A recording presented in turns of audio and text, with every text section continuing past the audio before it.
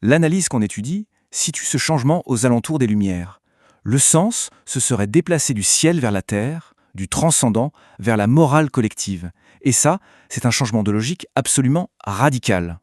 Ce tableau, il résume tout.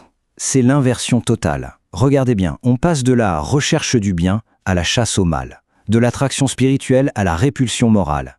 D'un axe vertical, celui de l'élévation personnelle, on bascule un axe horizontal, celui du conflit avec les autres. L'unité ne se fait plus par l'amour, mais par la peur. Et la figure centrale, ce n'est plus le sage ou le saint, mais le diable, le fasciste, bref, l'ennemi. Le point clé, c'est que la société, ne sachant plus vraiment dire « voilà le bien », se contente de hurler « voilà le mal à abattre ». Bon, assez de théorie. Voyons un peu comment cette mécanique se manifeste très concrètement aujourd'hui dans nos vies. La source nous propose un véritable catalogue de ces figures répulsives qui structurent nos débats publics. Et là, cette matrice est juste fascinante. Elle décode comment chaque diable remplit une fonction symbolique bien précise pour un groupe donné. Hitler, c'est l'archétype du mal absolu, un point de référence stable. Le Pen a longtemps servi de repoussoir pour justifier certaines alliances politiques. Le patriarcat, c'est l'ennemi parfait pour un projet de purification des rapports de genre. Et le complotiste, lui, il permet d'exorciser le doute au nom de la science.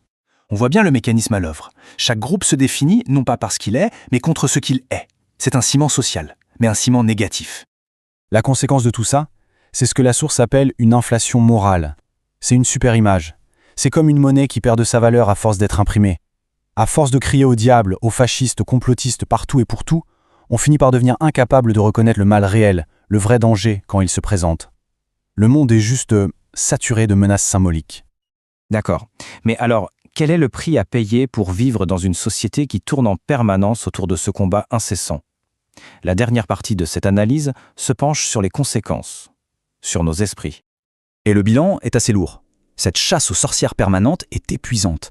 Elle ne nourrit pas l'esprit, au contraire, elle le vide. Le ressentiment permanent brûle toute notre énergie psychique, mais sans rien construire de solide. Notre conscience est fragmentée. Elle saute d'une indignation à l'autre sans jamais trouver de stabilité. C'est une morale qui consomme tout sans jamais rien élever. Une sorte de